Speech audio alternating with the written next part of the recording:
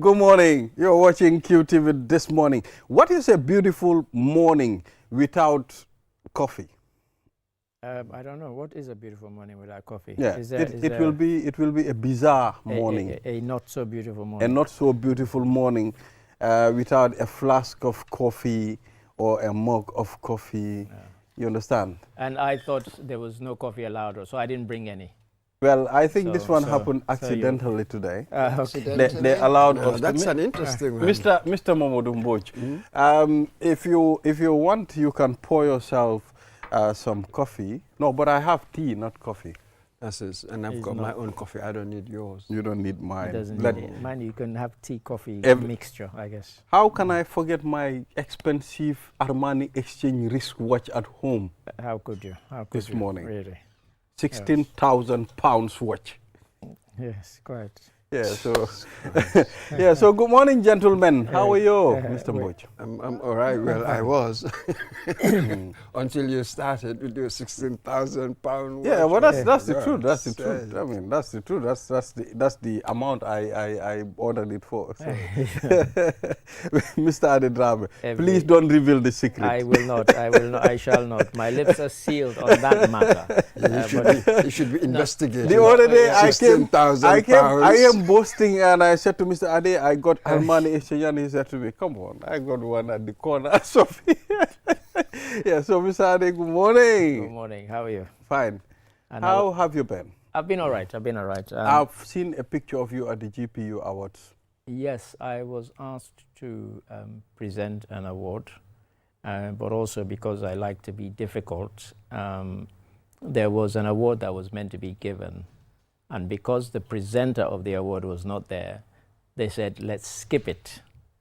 So when it came for the time for me to present the award, I was asked to. I said, maybe my hearing was playing tricks with me, but did I hear you guys say you're not going to call this person, even though the winner was there?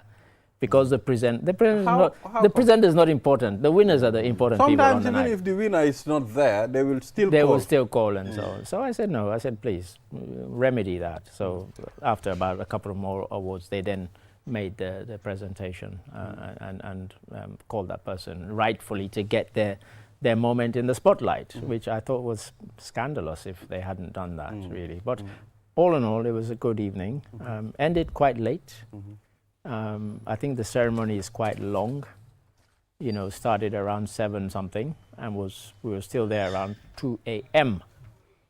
So, but our Momodu Gajaga, who people will be seeing later on this, won the Sports Reporting Award, Mr. Balde. Yeah.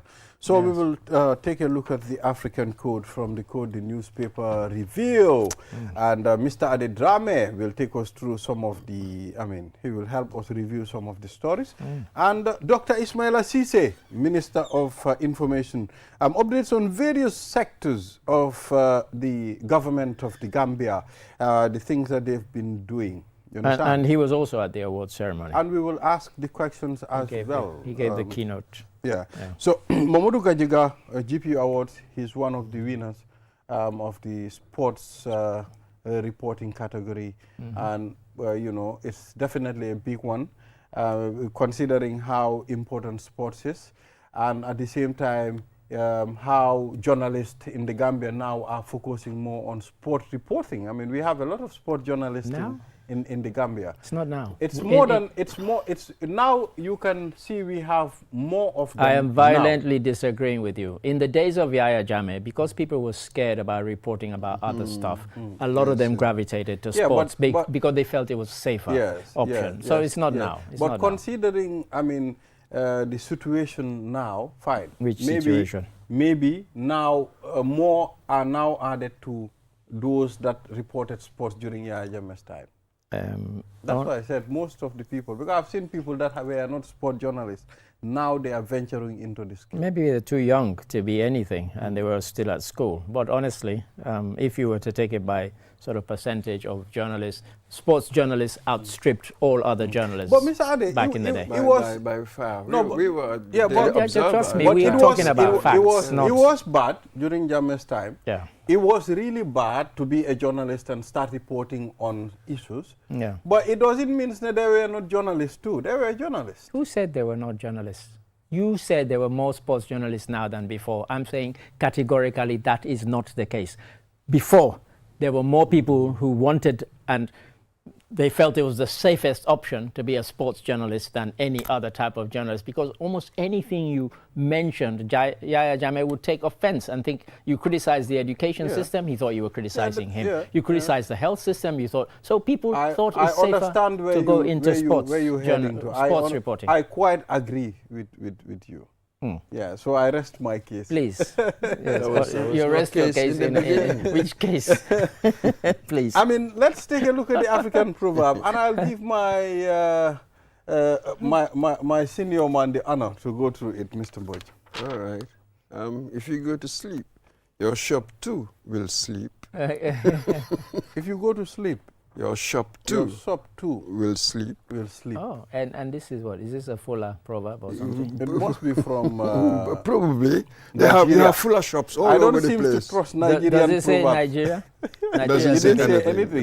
But Nigeria I don't seem to trust country. Nigerian proverbs much. Why don't you trust them? Imagine that. I just don't know. No, you know. From Kenya. Oh, we've been told it's from Kenya. This one is from Kenya. Yeah. So, Mr. Ade, what is your take? I wish I knew what they meant. If you sleep, your shop too will sleep. Oh, I guess if you have something, worthwhile that's precious, don't be complacent about it.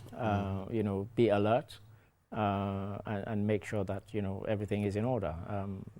I'm struggling to get a handle on what exactly they mean if you sleep your shop too. But it's got to be that. You're in the right neighborhood. It's in that kind of, I think so, yeah. It is the right neighborhood. Maybe the shopkeeper is going to close his shop and go to bed. No, it doesn't say that. I'm translating it directly. No, you're not translating. You've gone on this wild hypothesizing that he interpreting does. it. So that's my view. That's your take on it. That's my take on it, Mr. Mboj. And interesting. And each person and your take, how you see it. No, it doesn't work like that. No, because you don't want it to work like that, Mr. Mboj. Let's be very honest here. No, it is not me. It is not me. It's just that some arguments, some views are more cogent than others. Not all views are of equal weight. It doesn't work like that. It has never worked like that. And it will never. Yeah, I understand. It's not talking about the normal shop that we operate. It's metaphorical, isn't it? It's for you to think, for you to cogitate. You understand? So that is what put on your metaphorical cap, as it were, for just a second.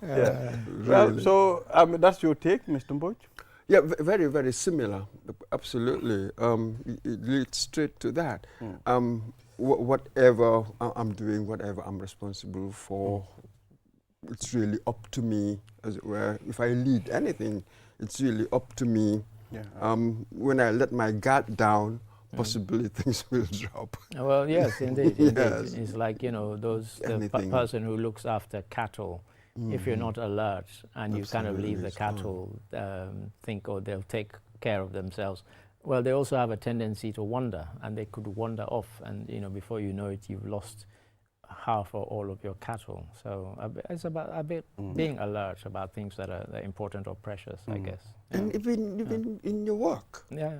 If I'm head of a project, head of whatever, so I really need to be sort of like on top of things, really, for the project or whatever I'm heading, for it to work. Yeah, quite. When I go to sleep, then possibly things wouldn't go the way that they should. Well, this is it. Quite. So, gentlemen, let's take a short break, and after the break, the program... We'll delve into the newspapers, shall we? We'll be back. Cool.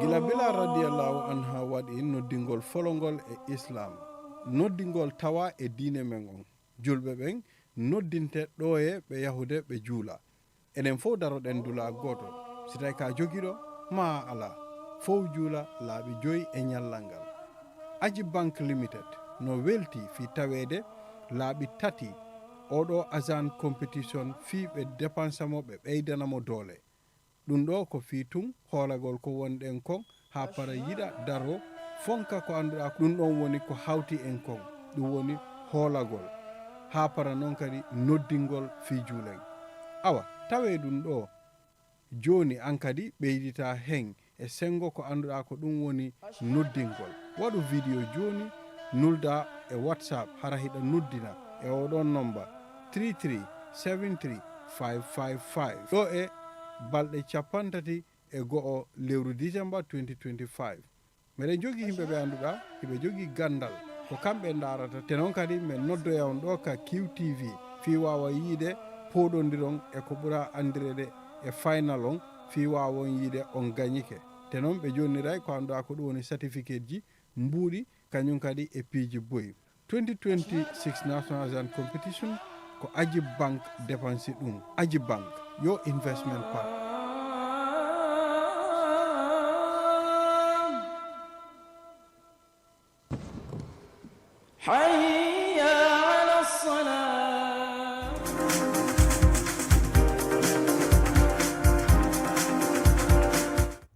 You are watching QTV this morning. I am Ibrahim Abalde.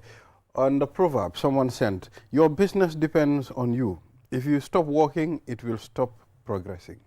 That's a very good one. If you don't work, nothing will work. Your business slips when you do. Success requires constant effort. That's what the viewer sent. I think there's no argument with that. Yes, and good morning to our brother, Ibrahim Jawara in the United States of America. You know, I am pretty sure by now he is following the program. And at this time, it's 4 a.m. at his end where he lives in the U.S. And he keeps following, you know, brother Banki in Spain. They all follow this program. So let's take a look at what happened in Benin over the weekend. Oh, what happened or what didn't happen? A happen? coup d'etat. I mean, at some point I was thinking, okay, they've succeeded. But in the evening, I read a press release from the government saying it's a foil coup and all those people involved were apprehended. Yes, there were 13 soldiers who appeared. I think they seem to have forgotten that, you know, things have changed. In the old days, all you needed to do was take over the radio station and TV station. And when you hear the words, my fellow countrymen, you know there's been a coup. And that was it. That's all you had to do, basically, and you were in charge. And I think they think it's still back in those old days. That's still happening. That's kind of old school. So Nigeria sent in jet fighters to kind of just fly over and intimidate them a bit. And within a couple of hours, all 13 guys who had appeared on TV were arrested. And because most of the army were not behind them, were not with them, they were loyal to the president, Patrice Talon, who had announced that he's not seeking a third term. He's stepping down after his second term, and he'd also introduced term limits. And yes, he had named a successor for his party, but so what?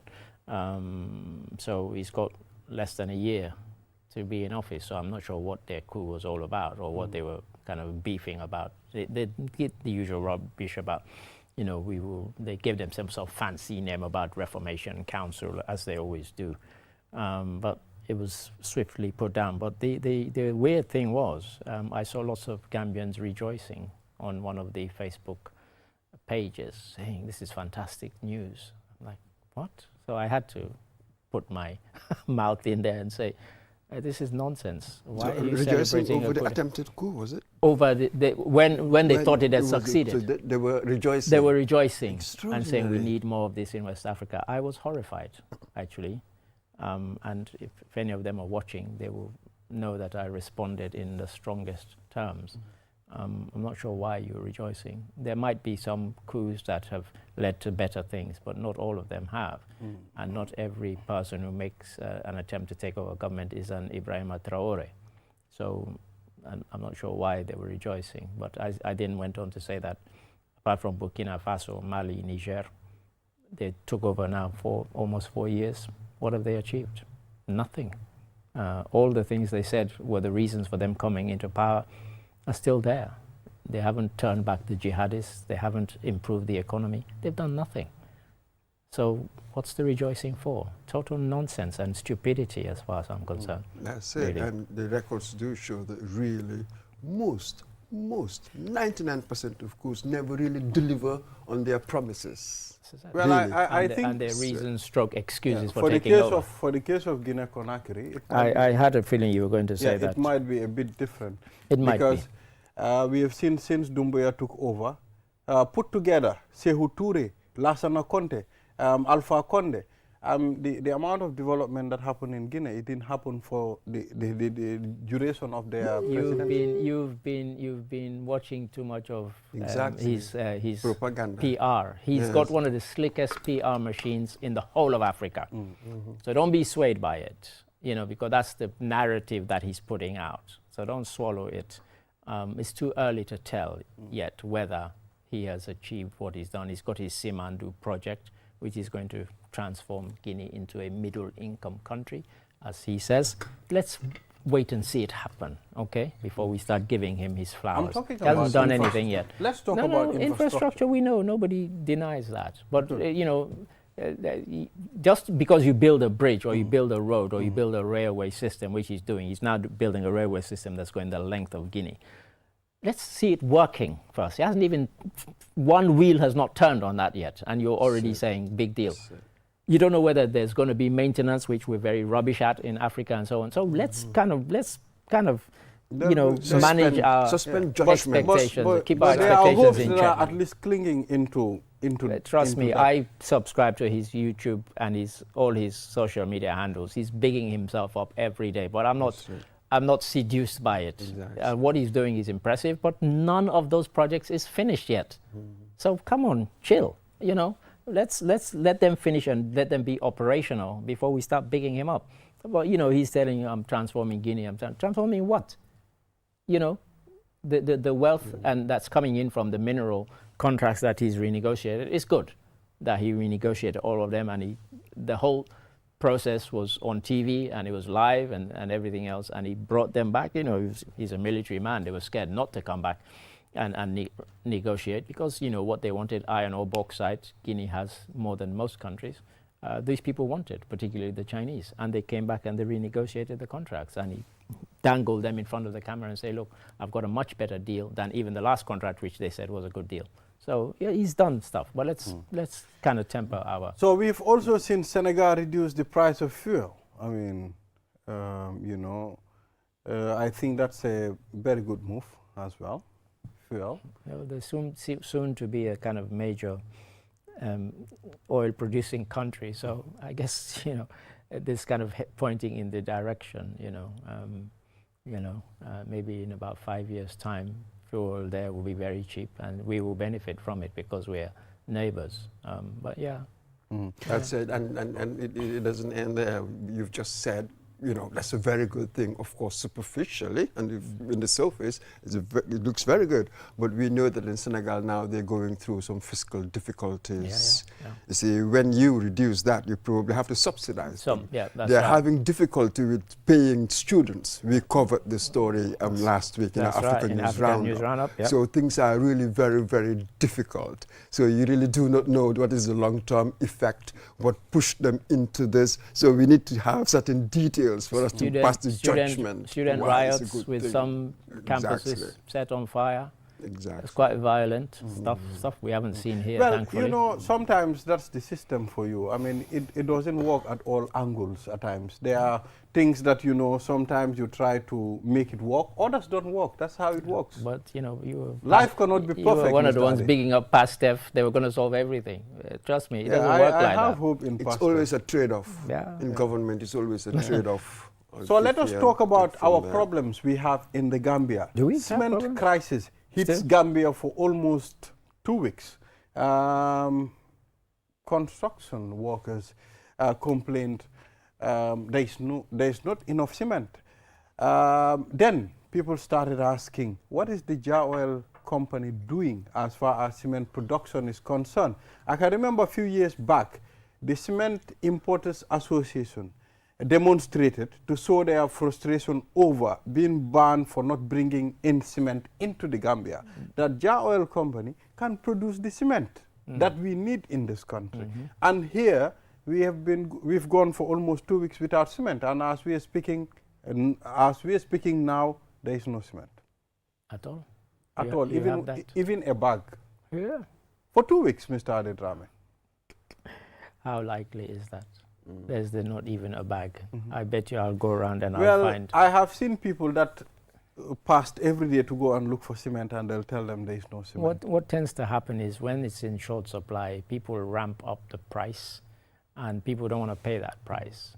They'd rather wait till there's enough in the market and the price will drop again. But if you want it, you will find a bag. So to say there's not even a bag. And I will definitely tell you, yes, those selling cement, there is not even a single bag. And if you are a cement, my reporters will have to go out. If you are a cement, business person or a seller, you can send a message and tell us whether cement's available or not. Quite. But because I suspect there's nothing very scientific about what you've just said. There is no cement in town. Where have you been?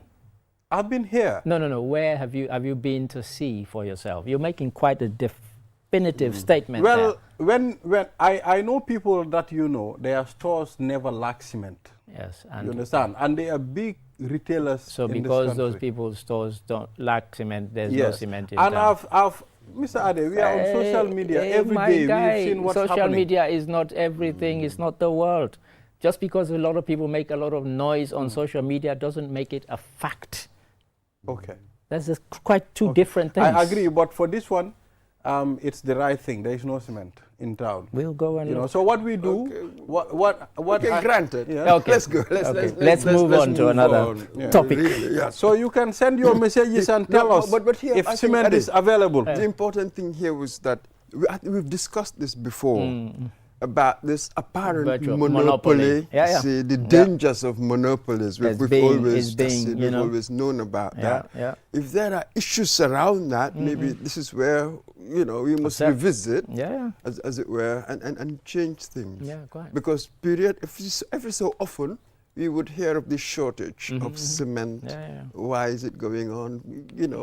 Maybe that is what we need to visit. Really, well, that's right. Because after the show, I'm going to jump in my car and drive around and take pictures of it's important. I am surprised. I'm cement. surprised that Mr. Ade, you didn't know about the cement crisis. I didn't say I didn't know about it. You said there's not a bag of cement. Even a bag. I can remember on Thursday I went to Jimpex. Jimpex is the center for cement. True. Even those at Jimpex said to me, for 2 weeks, there is no cement. Okay, I'll be visiting Jimpex immediately the show is over. So Barrow once again attempts to stop his third-term bid. He's giving a very strong warning on the Observer 24. Yes, I mean, I'm not sure what he means by that, because they could stop his third-term bid by voting him out of office. That's quite legit. Why would he warn against that? Who's trying to stop him? It's the electorate might stop him. Who knows? But I'm not sure. I mean, people have been making noise about, he shouldn't have it, but the Constitution allows it. The Constitution allows 5, 6, 7, 10 terms if people vote for you, because there are no term limits in the Constitution. So, the only way that they could stop him will be to vote him out. Why would he warn against that? And for me, I thought that we had gone beyond this stage of the argument. Right now, it's quite clear that Barrow is going to contest 2026, and there are really no issues. Let's start talking about policies and issues. This is the non-issue. It's not in the Constitution. People want to appeal to his moral sentiment and all of that. I'm like, please, let's just stick to the politics. Guys, have you realized 2026 is here? And the last election was almost here. The last election was 2021. You understand? I mean, so it's just like that. It's just like that. I mean, I know. It felt like that to me. I felt we have been sending more political shots than even focusing on what really matters. It's been a combination of both. It's been a combination of both, because for those in the opposition, you always have to make the government of the day, the incumbent, look bad. So, even if there are good things happening in your neighborhood, you probably won't even talk about them. Because why? You want people to vote for you. And so it's been, but you're right, it's almost felt like a constant election campaign from the minute the 2021 election finished. There's been non-stop shots across the bow politically. So I think that's unlikely to change. That's it. I think it's even worse for the opposition, because in these situations, it's not that it's the opposition that makes the incumbent sort of look bad. It is actually the incumbent that makes itself look bad. You destroy yourself. Oppositions don't win, really. Incumbents lose in many ways. It is more true in our situation, even though they've looked at the US and UK as well. Well, UK look like Keir Starmer. I mean, the Conservatives, people were just fed up with them, you know, and it wasn't like Labour had presented a compelling case. And yet, you know, they're now in government, and, you know, 1 month after they got into government, the people were already trashing them. And in the US, most presidents get a second term. When you look at it, few don't. That's right. So incumbents really are in a very strong, powerful position to really win elections. So that's the key. And Trump has told us he's going to get a third term. So, you know. Yes, and the guy isn't joking. Quite. He wasn't joking at all. Okay, he's going for third term, right? Well, they will try to do all sorts of things. Their constitution had been amended fairly recently let's be careful, to stop third term, so he can only do 2 terms. But he's been quite serious that he is going to go. And his supporters have been coming out and saying, yeah, we're going to, you know, manufacture something that will allow him to have a third term. Sometimes he doesn't respect the law. We all know that. He does his own thing. So he can try all sorts of maneuvers. So let us not discount it. Quite. Because he's just been quite freewheeling. A man who's been in power, left power, and returned again. I don't know about left. Oh, wow. He was voted out. He didn't leave. Exactly. He was forced to And leave. in fact, he said and he's still saying he didn't lose. So, ex-soldier arrested in connection with Brikama Misira murder. Yeah, I saw this, and I'm not sure what the circumstances are, but yeah, a few of the papers have it. Allegedly killed a woman at a farm in Brikama, or outside Brikama. So I don't know if this was a kind of domestic matter that turned, you know, violent to the point of somebody dying, but quite tragic in the time of the kind of 16 days of activism against gender-based violence, if that's what it was, because, you know, and he's described as an ex-soldier. So I don't know if he's an old young man or recently ex, who knows, but yeah. So have you listened to the press conference of the central bank governor, Mr. Bua Saidi? You know, his push and pull with some of the journalists. You know, some of his response, most people were not happy with the way he handled the situation. Talking about the diaspora, you know, most of the noise that are made is made by the diaspora, you know, who sits in their 2 meter by 2 meter house, eat until when your stomach is filled, and you take your phone and start saying nonsense. And at the same time, he said Gambians, according to him, attitude of Gambians, yeah, I believe we need to be civil when we are doing things. But there are other responses that he gave, you know, it's definitely... I think you're being charitable when you say most people were...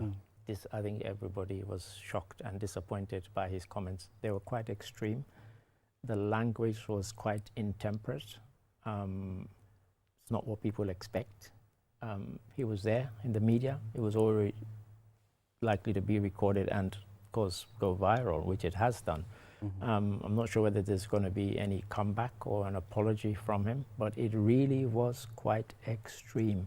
So when you say most people were disappointed, I think everybody would have been. Even me. Would have been, well, if anybody said they were not disappointed or shocked, that would be the surprise, because it really was over the top. And he obviously had been harboring a lot of anger, resentment, particularly towards the diaspora. He really let rip. I mean, if people haven't seen it, they can find it. I'm sure somebody will send it to them. It really was quite extreme. It really was. For me, I said I didn't listen. I heard it from you. Oh, we'll send it to you. That sort of thing.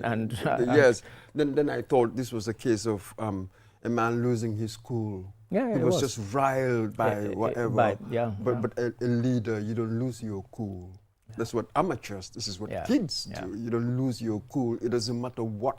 That's really what it is. Especially in a position that you hold, you know what I mean? So, yes, from what I've heard, this is more than disappointing. And we were there, and really. Somebody said to me, why didn't you bring it on the news? And I said, we would have been, you know, we'd have lost our license, because some of the language he used was quite Yeah, it vile. wasn't really a language that should come from a man of his caliber. Yeah, Sort of. so it'll be interesting to get his side of why he did and said what he did, because as I said, it was quite extreme. And I mean, a man occupying that office, the caliber bit, that's the bit he's just betrayed.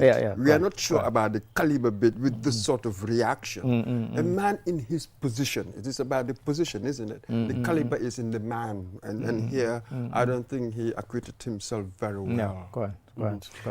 There's a point he said, my central bank.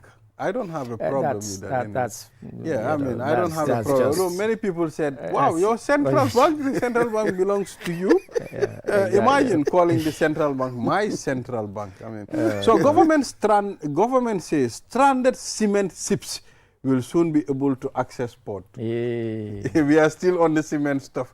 Don't worry, I'm trying to justify this, Mr. Adedrame. No, literally, I'm going to go out, and if I see a bag, I will buy a bag of cement just to prove my point. Please, because you said you can't even I need to get concrete a bag somewhere around I don't think one my bag yard, will so do I it. need a bag from you. Just one bag, okay. You'll have to pay. You'll have to pay treble because you're the man who said there isn't even a bag to be had. But yeah, I mean, there are lots of other interesting stories. Coalition of Islamic scholars endorsed UDP ahead of 2026 election. I thought that was quite interesting. This is a very interesting headline. What type of coalition is that? That was exactly when I read it. I thought, what sort of coalition? Is it a kind of complete coalition of Islamic scholars? And if so, how interesting. But it could be just a bunch of 5 or 6 people. How many? That's what we need to know. Who are they? How many of them? But the headline is very tempting. Probably it's kind of clickbait. It's the political imam, the politician. No, one person doesn't make a coalition. Coalition, yes. Maybe. It's coalition. Of, you know, so obviously there's a bunch of them. Oh, wow. There's a bunch of them. Not imam endorses. Coalition of scholars. You know, so it'll be interesting to see. Who are they? How many of them? On what basis? Yeah, quite. Have they endorsed? Well, that's right. And on the Point newspaper, in the middle, we have ex-Barrow ally forms new party, vows to rejuvenate economy. Who's this I read it over the weekend. Who is he? What he said, he is one of Barrow's, the close ally. What he said was, does he have a name? He said there are things that are working, yes, but there are things that are not working. So we want to see how best to, save our nations from, the things that are hurting this country. I've read it and I was feeling a bit disappointed. You can say that about every country. Things that are working and things that are not working. Otherwise, why change government if everything's perfect? But a lot of them who come and say, I can rejuvenate and so on, really, when you scratch beneath the surface, what exactly are they going to do to rejuvenate the economy? Like what? What are their plans? Are they sort of viable? Are they, even worth? Mr. Ade, do you realize in the Gambia, politics has become sort of a business venture for many? Okay, fine. I am a lawyer or I am a doctor. My profession is agriculture. And, at some point when I get to retirement age, maybe I form a political party and see whether I can join the Kabudu so that I can continue enjoying forever. How many have done that, what you've just described, after retirement, formed a political party? Most of them have been formed by young men.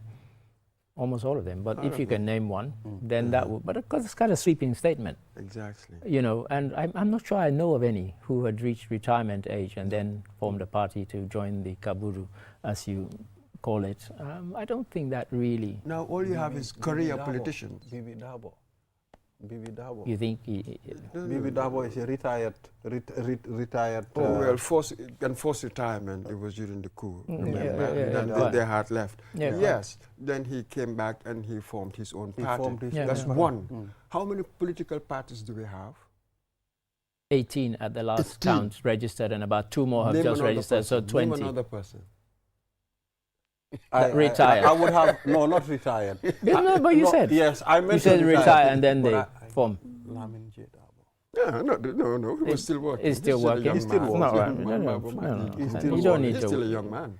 So please, So let us be careful with these things. Now we have sweeping statements. Career politicians. Yeah, quite. Everywhere, really. It Yeah. used to be that, you'll begin work, finish university, whatever, begin your work in whatever profession, and then afterwards you come into politics, perhaps go into parliament. Well, that's now, right. what do we have in our parliament? Young men, hardly any experience, really. Right. Then you expect them to take certain decisions, make certain judgments. We know that experience refines your judgment. True. Without that experience. So the quality of public service, public life now has, I think, to my mind, dropped from what we've been used to. Because in Britain, you've had, prime ministers who were lawyers before they became, politicians and later prime minister, that sort of thing. So government targets economic stability growth as 2026 budget priorities. That's what they've targeted, growth, economic stability. And on a related, if I can find it quickly, we had somebody kind of hailing, the Economist hails Central Bank of the Gambia for cutting interest rate. So these things are kind of related, aren't they? So yeah, these are some of the things that discussed. Of course, we saw the budget being discussed. We saw a boycott by opposition to the budget debate. Now, if I was a constituency member of one of those people, I would be asking my National Assembly member, did you really not think it was important enough to be there? Does it even connect? Does that even connect? When we are discussing national interest, I think even if you are an opposition parliamentarian, I think it's right for you to be there because this is national interest. So you can see how people don't really understand sometimes issues that you should disconnect and connect yourself. Yeah, I think it's about making a statement. It's a kind of good sort of photo op as well. A whole bunch of NAMs who should have been in the National Assembly were instead out demonstrating somewhere else. It was quite an interesting time that they chose to exempt themselves. It wasn't some nondescript thing that was being discussed. It was the budget. That's right. So it was quite interesting time that they chose. Yeah. That's it. And for me, strategically, what's the object? I guess that's what Balde is saying. When you you may stay away, fine. But what do you hope to achieve by that? Is it been thought through? I don't get it sometimes. And the emotionalism, there's just too much emotion. You know what I mean? Yeah. Maybe we should dial down, as it were, on the emotional, and be more thoughtful. I think sometimes we are so emotional. We carry our emotions everywhere. On our sleeve. National Assembly, we carry our emotions. Press conference, we carry our emotions. Exactly, everywhere we carry. Someone just called the central bank as my central bank. I mean, we carry our emotions everywhere. Let's calm down. Come on, let's chill. A slip of the tongue. Everything will make sense. I think that's a bit trivial. I wouldn't make much of it. I know, you know what I mean? I certainly haven't. I mean, I know people have kind of push us in certain directions. But okay, so Mr. Adedrame, at this point, we'll take a short break. After the break, then we will engage the Minister for Information, Dr. Ismaila Ceesay, on some of, he will update us on various sectors of the government. So we'll be right back. Naine dake network koto mi yalonko wole warta nyimbanko kan adung adabe soniaring wole nyama. Imuna fang telefono la mi yalonko abe seniaring adung internet wobe tariaring. Nyindung kiusel dorne sinyin nati aleno.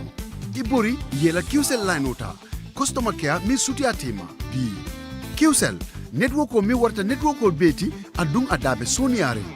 Kiusel sunu boss. Ntolenga silo walang dulia bulan noma.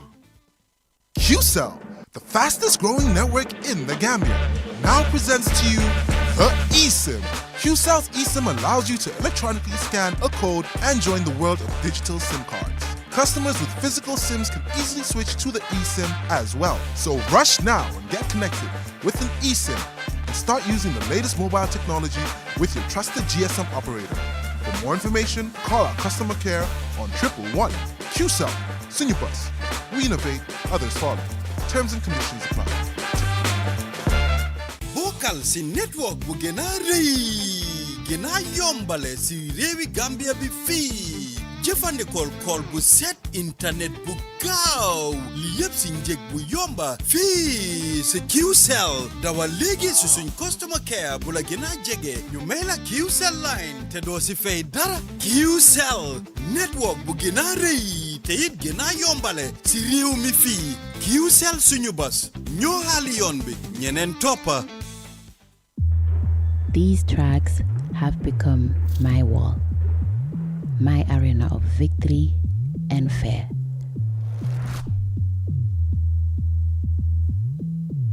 I relentlessly walk, push, strain, and stretched. Moments when every fiber of my being screams, give up. But the fire within me won't let me quit.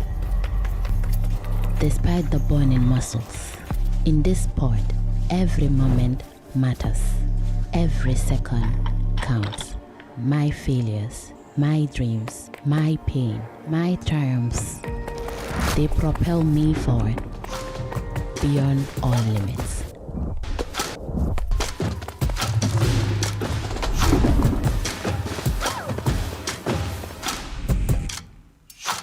I am Gina Mariam Basbite, and this is Sunyubus.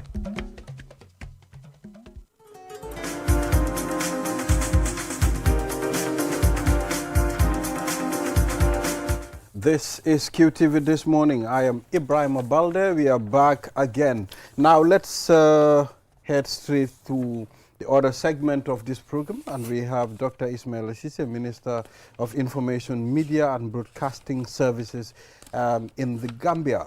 We'll take a look at some of the sectors, and Minister will update us accordingly. Good morning, Doctor. Can I help you arrange that? No, I mean, it's all right. Good morning. Yes. Good morning. How have you been? Long time. We missed you. Well, I've been good. I've been around. Nice.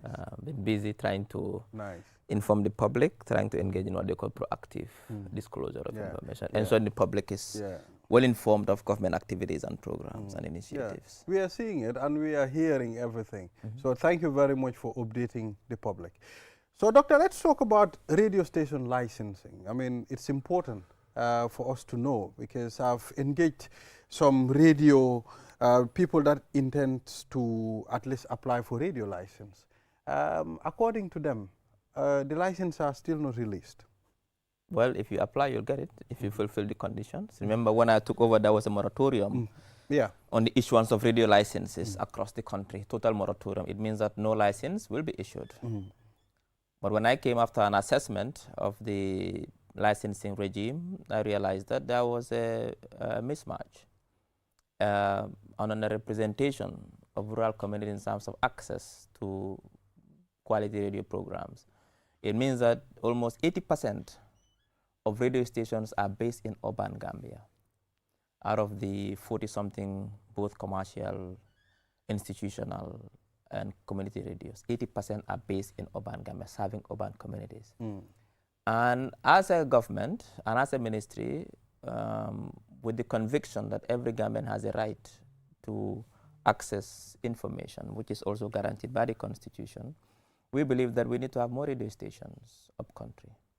And the reason why there was a moratorium initially was that the spectrum was almost exhausted. That is why it can lead to kind of jams in the system. So if we have all the radios in urban Gambia and we have very little spectrum space, it causes problems in the airwaves. And I realized that there is more free spectrum in rural Gambia. So I decided to lift the moratorium on condition, two conditions. That is a conditional lifting of the moratorium. Okay. One condition was that you must be able to have the capacity to do nationwide coverage. And not only to serve, we don't want to have more radio stations in rural urban Gambia having the same problem. You need to be able to have the capacity to do nationwide coverage. Or you must be able to serve a rural community. It should be a community radio, either in rural Gambia, a commercial in rural Gambia, or institutional in rural Gambia. These are the two conditions. But not another radio station just to serve an urban population. There is not enough spectrum. Now we are going digital with our DGL, digital broadcasting, we are going to introduce very soon. Once that happens, that will free up more space, more spectrum space, then we can now do total lifting. But for now, as the situation is in terms of the spectrum allocation, in terms of the other challenges we are facing, we can only give license on two conditions. You must be able to cover nationwide or a rural community. I wonder though, since you introduced this policy, how many have you given license to? Well, since we introduced this license, Kuntaur radio station, Kuntaur Community Radio, in fact, we approved their license. This morning, the license themselves came for signature to be out. This morning, I left it on my desk. Kuntaur radio station, Community Radio. We also gave NANA as well. That is the National Nutrition. That's an. So we give three types of license: institutional, commercial, and then community radios. So since we did the conditional lifting about 2-3 months ago, only two came on my desk, which is Kuntaur, and apart from the renewals, obviously, Kuntaur for the new ones, Kuntaur and Nana. Now, the whole process takes time. I don't do the assessment and the evaluation. The way it works, if you want to apply for a radio, you go to Pura and fill the forms, and they do the technical evaluation, the administrative evaluation, the legal evaluation, the operational evaluations, they do all the evaluations and ensure that you fulfill the conditions and the criteria as in the IC Act and the regulations. Once you fulfill them, they write to me to say, we recommend for you to approve the license of entity X because they fulfill all these conditions with all the attachments. And I'll go to say that all the attachments are fulfilled and what Pura said, that Pura's recommendation is indeed valid, then I can say approval has been granted. And now that evaluation takes time because remember, Pura doesn't only regulate the media sector, they regulate energy, they regulate transport, they regulate telecommunications, they regulate a lot of different sectors. It means that if you apply for a radio station, don't expect it to take 2 weeks or 3 weeks. It depends on also Puras also people when you want to apply for downstream license for energy for oil, you have to go to Pura. If you want to apply for things, you have to go to Pura. So obviously that evaluation. So we've also seen. Can you veto their recommendations? Of course I can. What might be circumstances in which you will probably consider? I wouldn't say veto. I would ask for more evidence, more clarification. Okay. All right. They keep on giving it. So imagine they keep on giving it, but still you're not satisfied. You cannot veto it. In fact, it's a misnomer to say veto. You cannot veto a recommendation. You can veto a decision. Okay. A recommendation say you can take it or you leave it. Exactly. Absolutely. So what they say, I only said that because you said that they would do all the due process, as it were, to make sure that you'd fulfill the criteria set. And then on the basis of that, they give you their recommendations. I thought that it was perhaps almost automatic that you would follow, because otherwise, what would you rely on? Okay. Or do you have other studies I'll to rely on? explain to you. I have never gone against Pura's. Okay, there was one particular recently, I can give an example, which came to my desk 2 weeks ago, that Pura said, we recommend you approve the license. When I looked at on the coverage, it says Urban Gambia. I had to write back to Pura to say, this goes against the conditions. The conditions say you must have. So these are the things. Yeah. So when Pura says, on the technical evaluation, we recommend for you to approve. And I looked at all the technical evidence and I realized that there is a gap.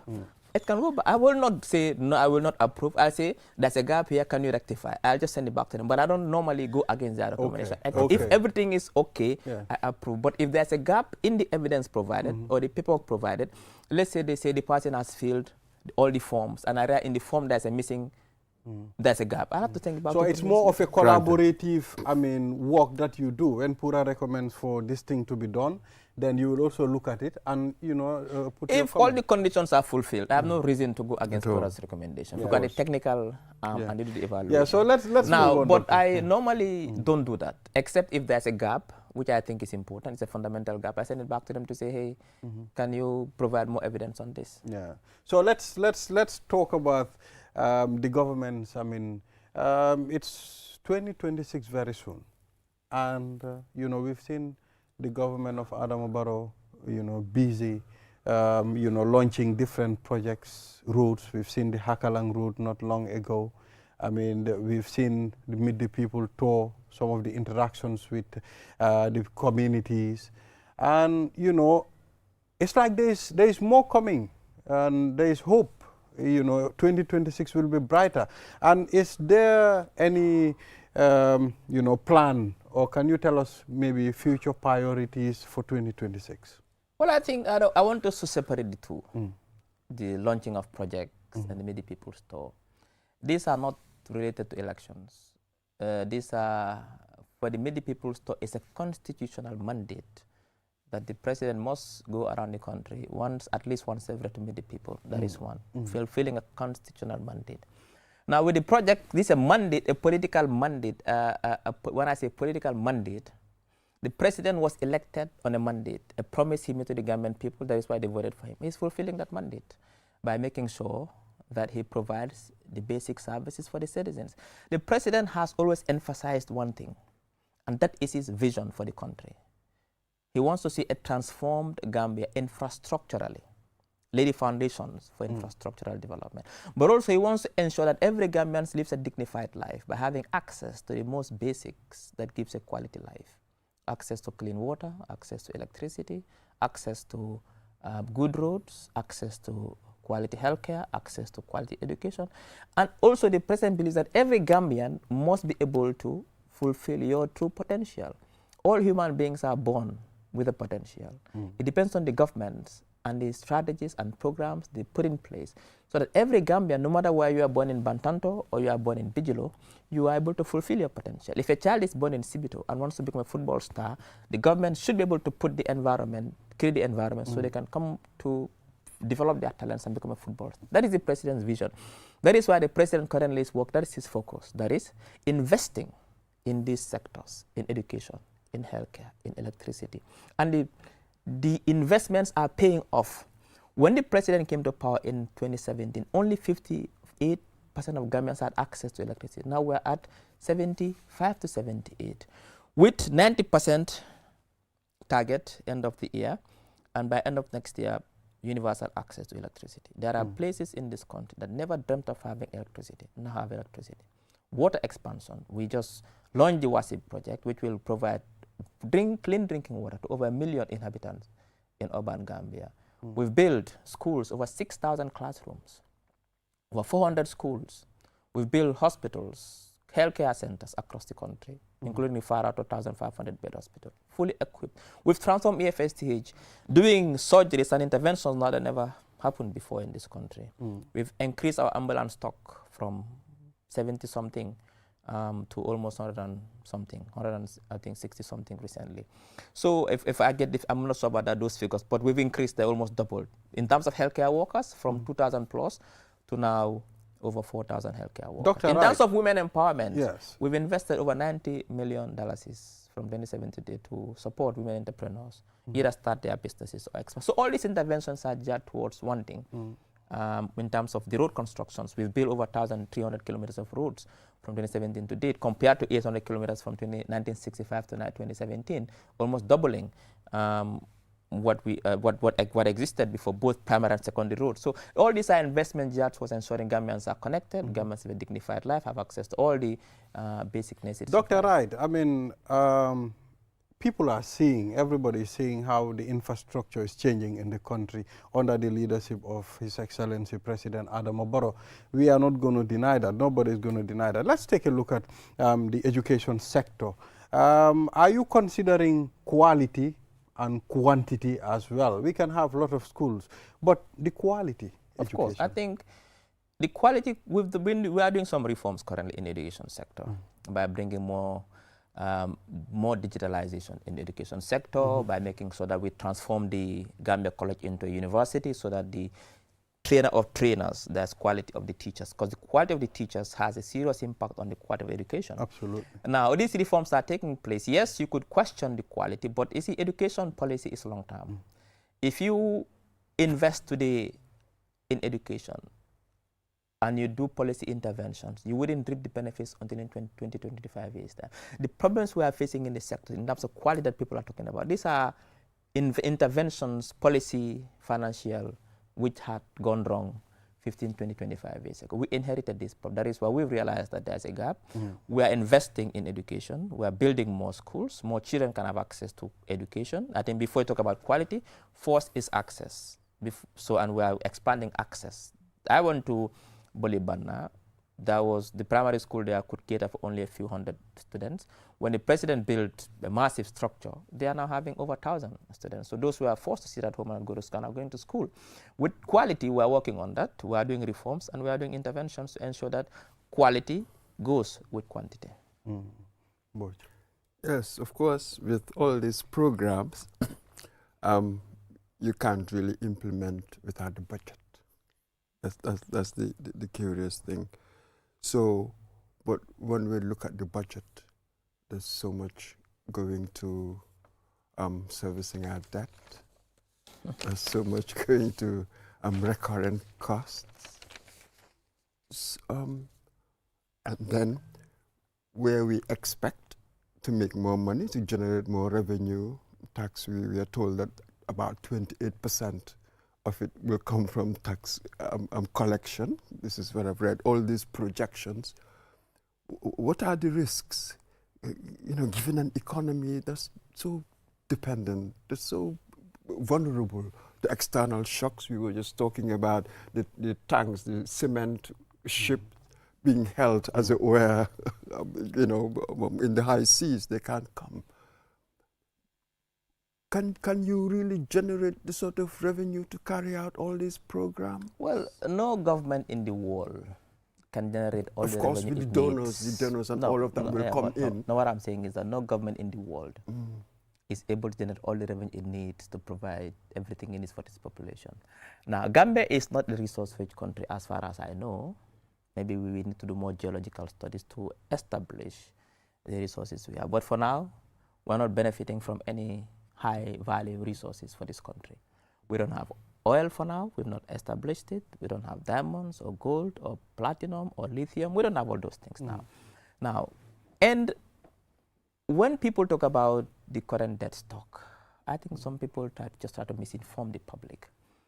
Even Saudi Arabia, with all the oil they have, they take loans from international financial institutions to provide services for their people. It's not bad to take loans. What you do with it and your ability to pay is what is important. We can pay. We are paying our debts. That is why our debt to GDP ratio has gone down from over 100% to almost 69 to 70%. That's very good in African standards. Our debt stock is $129 billion. Yeah, to some people, this is a huge amount of money, but considering the investments done and that some of them is in fact inherited and has gone up in stock because of the interest rates that has gone up, but also the how do you call it again, exchange rate.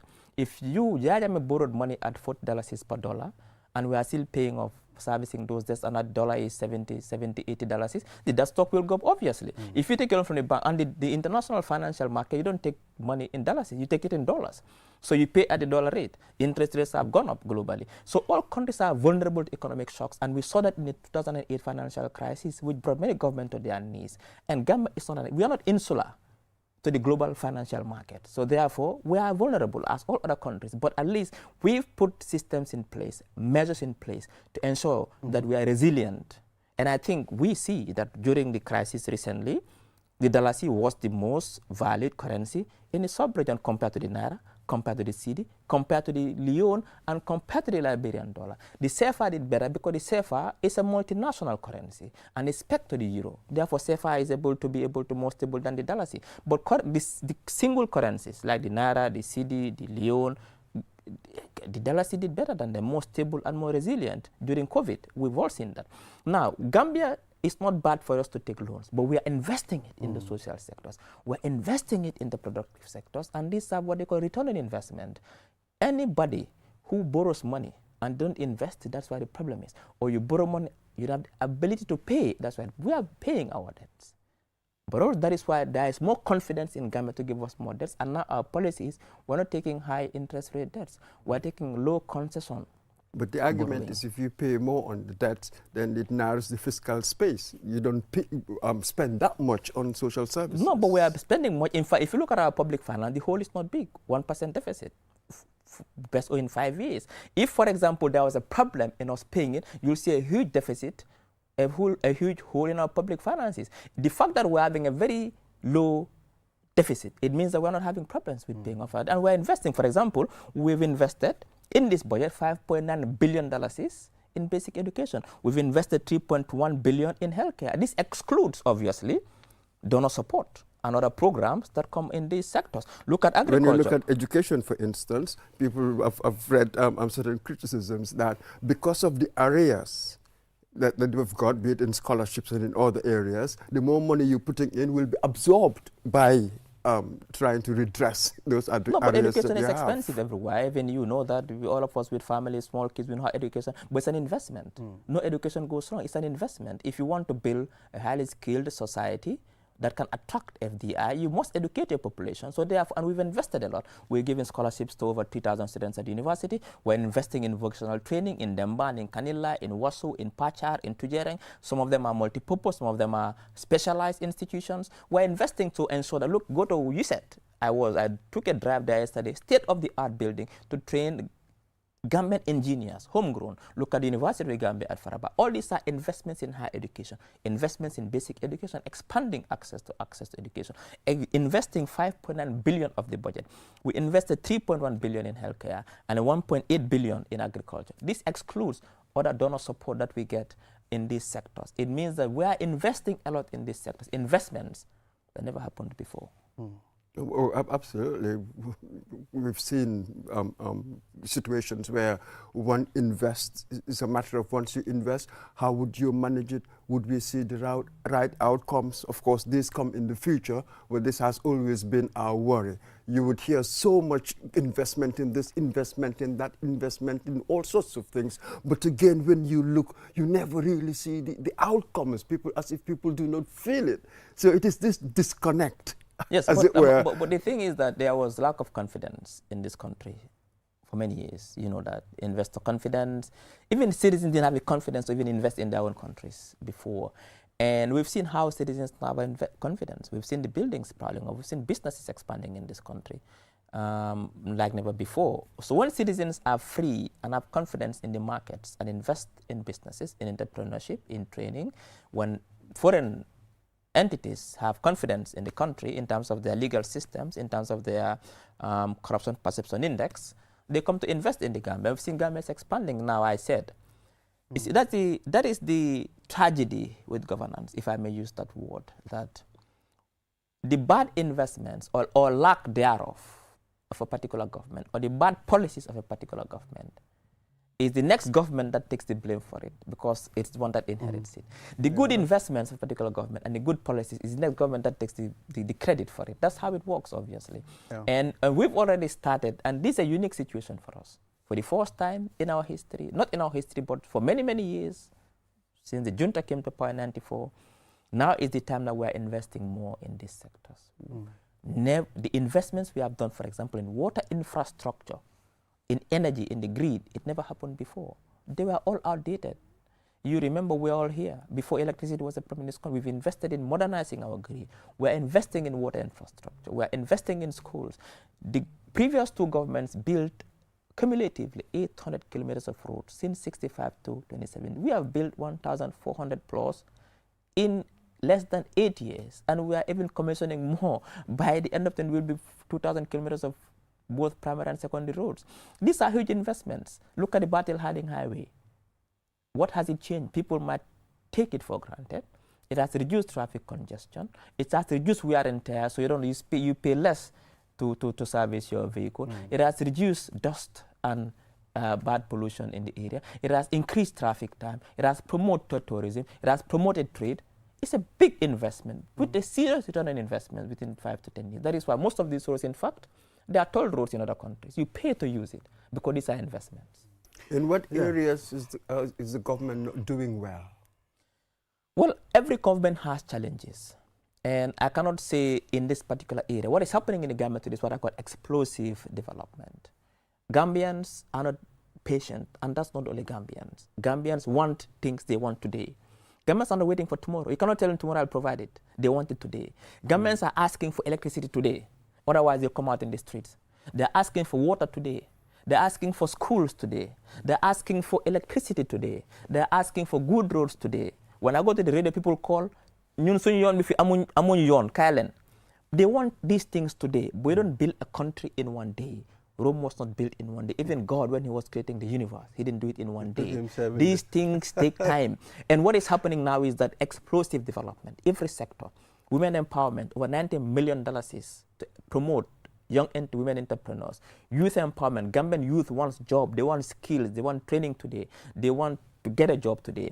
People want water. All these things at the same time. We are building roads, we are building schools, we are building hospitals in Farato, in Jali, in Salikane, in Jokadu, in Mankaman. We are building health centers. In Bikama 5 health centers, we are building. We are providing ambulances like never before. We are renovating EFSCH. We are renovating, we are brought in a new training system to have specialists and consultants across. So all these things in all these sectors happening at the same time. This is very interesting. It's a lot for a government. It's a lot for a government that has no resources, that relies mostly on LGF, local government funds, by making sure that our resources are properly managed and utilized as part of our public finance reforms, ensure that we use our money to invest in our people. You say you've called it explosive development, but of course development is a very difficult concept, isn't it? Because people will start telling you, when we go to the market, the other day we covered something. Things are expensive. Things are expensive. These are things that hurt the pocket. That is what they will talk about. It's not unemployment, be the youth. This is what people will talk about. So yes, with your development model, as it were, this explosive development, you have a huge chunk that is not really moving. This is what hurts people. It starts there. It has a trickle. You see, if you invest in productive and social sectors, it has a trickle effect on the price of commodities in the markets, because it expands the market. It creates more competition, but also provide jobs. Now, I'll give you an example.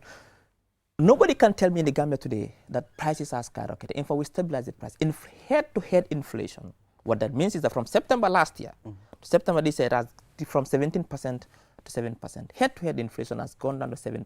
A bag of rice now costs $1,700 in the shops. Was that what you paid for your last bag of rice? Exactly. so imagine from 2002 to 2007, but we're not talking about that. Nobody can tell me that prices are skyrocketing. We've stabilized the prices of basic commodities by interventions. We've had a dual approach to making sure that we deal with the cost of living crisis. One is subventions.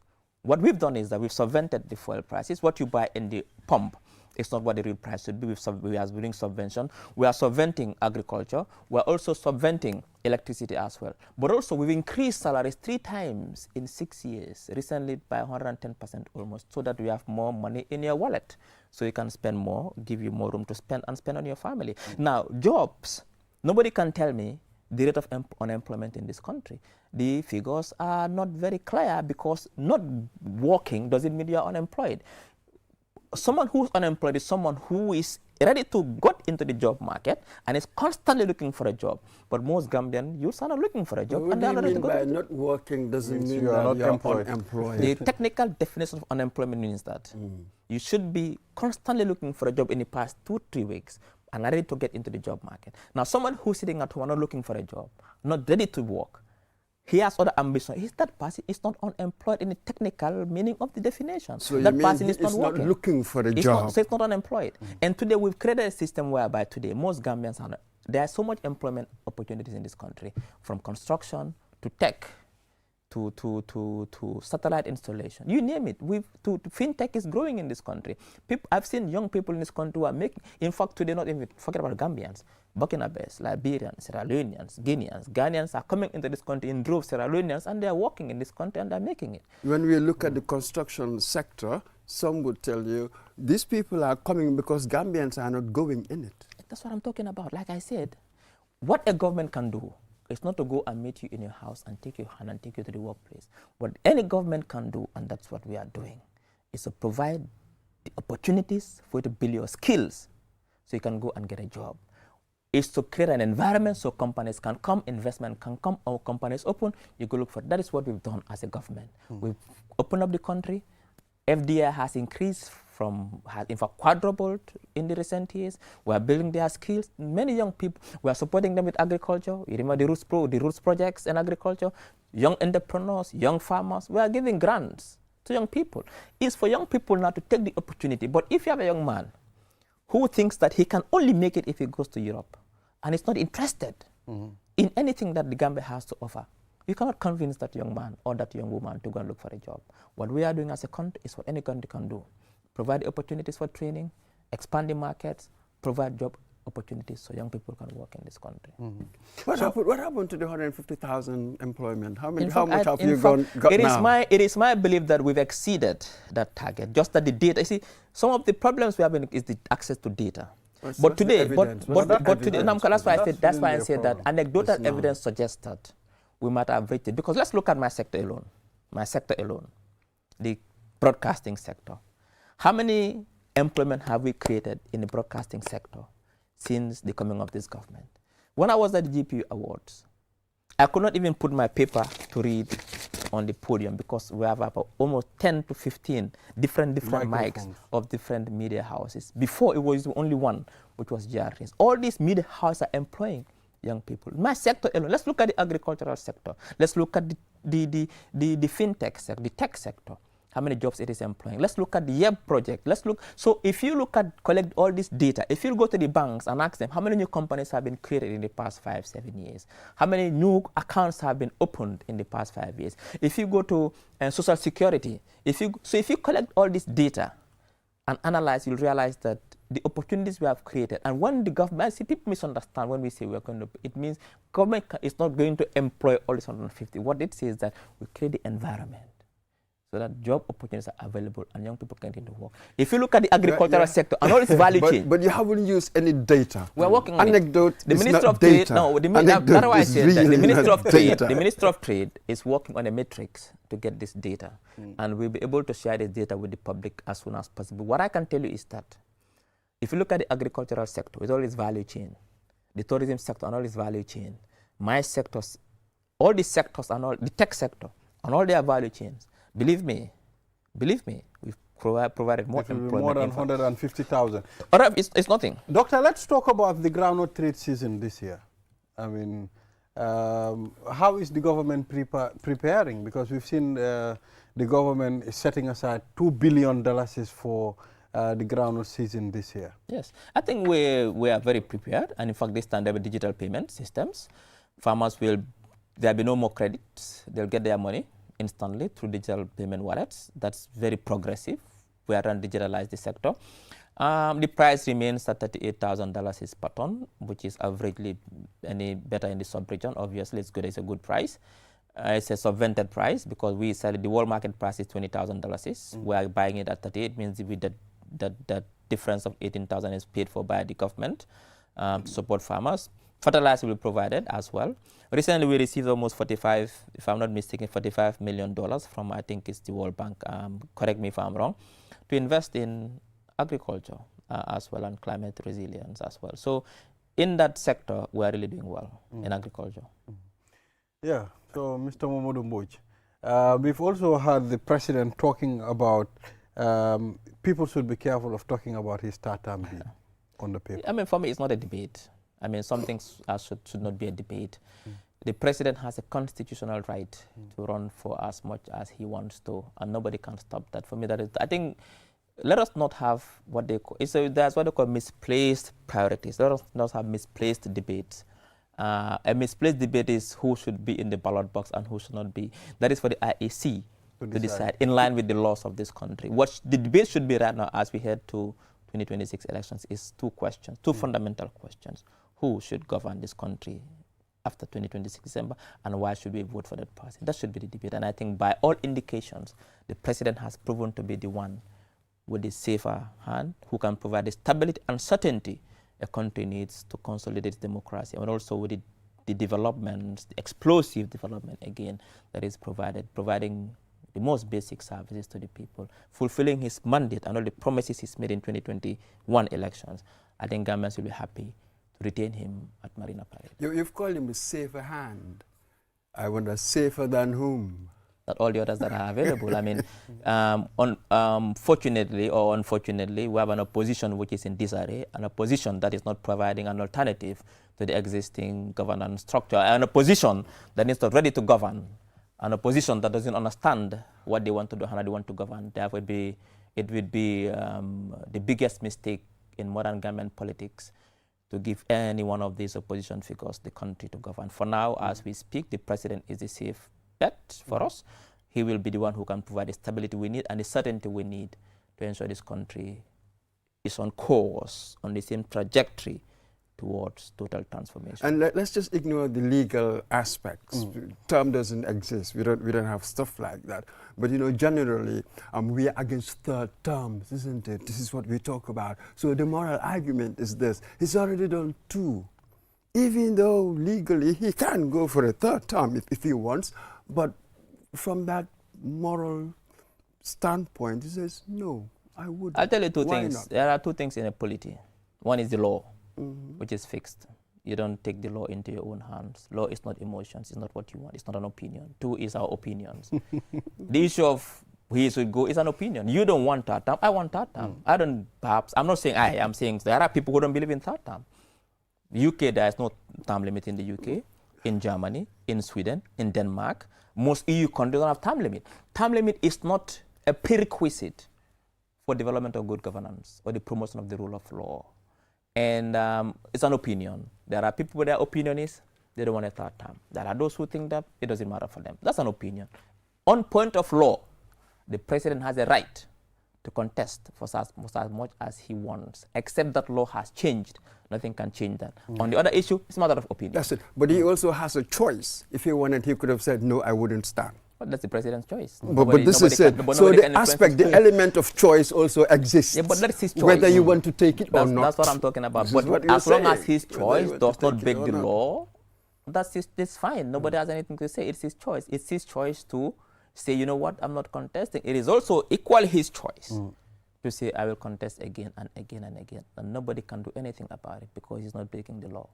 So you don't believe in the term limits? The president believes in term limits. No, I'm talking about you. Me? You're a minister. Do you believe in term limits? As long as it's the law, I believe in the laws of every land. If it's law of the land, I'll support it. But as far as my own personal opinion is concerned, that is not important in this matter. That's just my opinion. But it does. It's not simply about law. There's also the question of justice. I'm sure if you were to pass a law that was heavily discriminatory of certain people, you will know that justice will mean in this instance to be disobedient. No. So law and justice are 2 different things. But if the law is passed... Go to apartheid South Africa and follow their laws and see. So law and justice, we're talking about 2 different things. What I'm saying is that if the law is passed by a country, whether you like it or not, you follow the law. There are laws in this country I don't like. No, but once the law is passed, who am I to say I'm going to... There are laws in this country I don't like. So if you were living in apartheid South Africa, you'll follow the law. As awful as the laws were against black people. The black people who lived there, they followed the law. They went against it. That was why they were killed. That was why they were killed. What I'm saying is that some went against the law, but the population lived in the law. A good number of them, most people did. The you had the compradors. Most black people in South Africa at that time followed the law. The past laws, they followed it. Because that was the law. It could be discriminatory, you could hate it. In this case, a different case. In this case, the point is that the president has a right to contest as much as he wants because the law allows him to do so. Now, when it comes to moral issues, are personal opinions, and therefore they cannot be used in this debate. And for me, I think on a final note, America, the laws had slavery, so that was all right. At that time, yes. I suppose so that was all right. At that time, it was the most important thing is that the president is contesting this year, and nobody, and I repeat, nobody can stop the president contesting in 2026. Until he changes his mind. Anybody who wants to start that debate is heading for a futile exercise. Yeah, so let's talk about security, finally. I mean, how are we enhancing our security, building their capacity? Well, we've seen what is happening recently. We are engaging more in community policing. We've enhanced policing operations by providing more vehicles to police. You've seen the patrols every night. And I think crime rates have really gone down recently by police presence everywhere, police doing patrols. We've also recently graduated over 1,000 police officers and inserted them into the force to also promote more policing as well. So I think in that aspect we are doing, yes, no country is crime-free. Other countries, every day there'll be 17, 20 homicides per day. In Gambia, you hear one homicide before another homicide is a couple of weeks. So I think we are doing well on that front, in the security front. We are doing really well, and I think I commend the IGP and his team and the Minister of Interior for doing a good job ensuring the Gambia is a secure, stable democracy. Thank you, Dr. Ceesay, for coming. I mean, it was really a very good introduction here, although sometimes we need to ask the question. No, of course. You know. And I want to know his opinion third time. But we believe in the third time. Actually, I don't believe in terms. You don't believe in terms? I don't believe in terms. I have to shake your hand. Doctor, thank you very much. Viewers, this is all we have. Bye-bye. Thank you.